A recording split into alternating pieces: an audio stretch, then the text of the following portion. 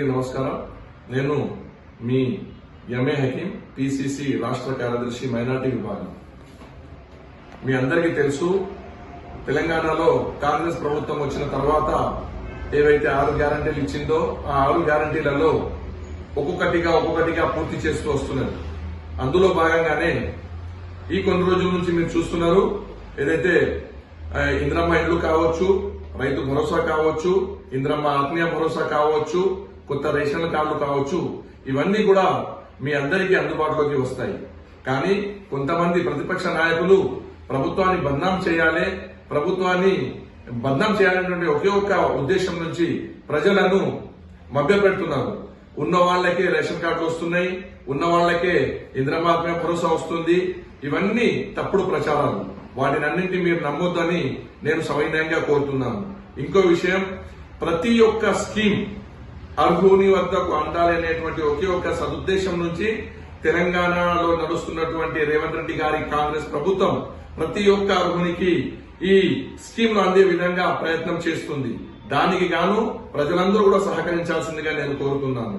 ఇంకో విషయం ఏంటంటే, మీరు చూసి ఉంటారు, మనము ప్రజాపాలనలో అప్లికేషన్స్ పెట్టుకున్న తర్వాత ఇందిరమ్మ ఇండ్ల గురించి ప్రతి ఇంటికి వచ్చి సర్వే చేసి ప్రతి ఒక్కరికి ఇల్లు జాగా ఉందా, ప్లాట్ ఉందా లేదా, ఇల్లు ఏ విధంగా ఉంది, ఇల్లు ఏ పరిస్థితిలో ఉందని చూసి వాళ్ళ ఫోటోలను తీసుకొని సర్వే చేసుకుని పోవడం జరిగింది. ఇందులో మీరు గమనించి ఉంటారు, ఏ రాజకీయ పార్టీ నాయకుడు కూడా ఎంబడి లేకుండా నిష్పక్షపాతంగా అధికారులే ఈ మొత్తం సర్వేను పూర్తి చేయడం జరిగింది. అందులో భాగంగానే ఈ రోజు నుంచి, అంటే 21వ తేదీ జనవరి నెల 21వ తేదీ నుండి 24 జనవరి వరకు రాష్ట్ర ప్రభుత్వం ఆధ్వర్యంలో సర్వే నడుస్తుంది. అది ప్రతి గ్రామంలో, వాళ్ళ వార్డులో కావచ్చు, వాళ్ళ గ్రామ పంచాయతీలో కావచ్చు ఈ సర్వే నిర్వహించడం జరుగుతుంది. దీని ముఖ్య ఉద్దేశం ఏంటంటే, ప్రతి ఒక్క స్కీమ్ అర్హుడైన లబ్ధిదారుని వరకు చేరాలి అనేటువంటి ఒకే ఒక ఉద్దేశం నుంచి ఈ కార్యక్రమానికి నడుము బిగించడం జరిగింది.